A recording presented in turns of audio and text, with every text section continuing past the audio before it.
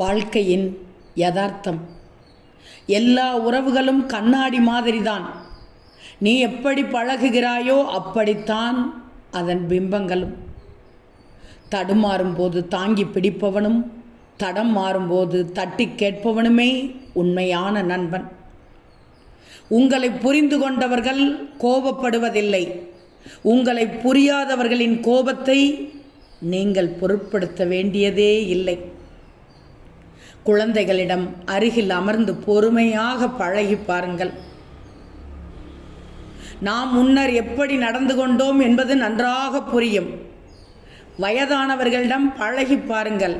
நாம் எப்படி இருக்கப் போகிறோம் என்பது முழுமையாக புரியும். ஒருவர் உங்களை தாழ்த்தி பேசும்போது ஊமையாக இருக்கணும். புகழ்ந்து பேசும்போது செவிடனாக இருக்கணும். எளிதில் வெற்றி பெற்று விடுவீர்கள். சங்கடங்கள் வரும்போது தடுமாற்றம் அடையாதீர்கள். சந்தர்ப்பங்கள் வரும்போது தடம் மாறாதீர்கள். வளமோடு வாழும்போது, அதாவது பணமோடு வாழும்போது நண்பர்கள் உங்களை அறிவார்கள். பிரச்சனைகள் வரும்பொழுதுதான் நண்பர்களை பற்றி நீங்கள் நன்றாக அறிவீர்கள், யார் உண்மையான நண்பர்கள் என்று. ஒரு முறை தோற்றுவிட்டால் அதற்கு நீங்கள் வேறு ஒரு நபரை காரணம் சொல்லலாம். ஆனால் தோற்றுக்கொண்டே இருந்தால் அதற்கு நீங்கள் மட்டும்தான் காரணம். நீங்கள் சிரித்து பாருங்கள். உங்கள் முகம் உங்களுக்கு பிடிக்கும். மற்றவர்களை சிரிக்க வைத்து பாருங்கள். உங்கள் முகம் எல்லோருக்கும் பிடிக்கும்.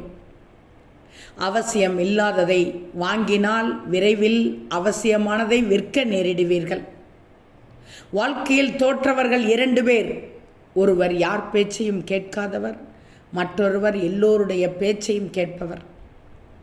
எண்ணங்களை அழகாக மாற்ற முயற்சி செய்தாலே போதும். வாழ்க்கை என்பது மகிழ்ச்சியாக மாறிவிடும். நீங்கள் ஒருவனை ஏமாற்றிவிட்டால் அவனை முட்டாள் என்று நினைக்காதீர்கள். நீங்கள் ஏமாற்றியது அவன் உங்கள் மேல் வைத்திருந்த முழு நம்பிக்கையே ஆகும். அமைதியாய் இருப்பவனுக்கு கோபப்பட தெரியாது என்பதல்ல அர்த்தம். கோபத்தை அடக்கி ஆளும் திறமை படைத்தவன் என்பதே அர்த்தம். மரியாதை வயதை பொறுத்து வருவதில்லை. அவர்கள் செய்யும் செயலை பொறுத்தே வருகின்றன. இதுதான் வாழ்க்கையின் யதார்த்தம்.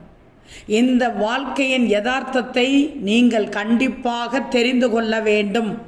நல்லதும் இருக்கிறது, கெட்டதும் இருக்கிறது. மனதை பக்குவப்படுத்திக் கொள்ளுங்கள். வாழ்க்கையை அழகாக வாழ்ந்து விடலாம். வாழ்க்கையின் யதார்த்தம் இதுவே.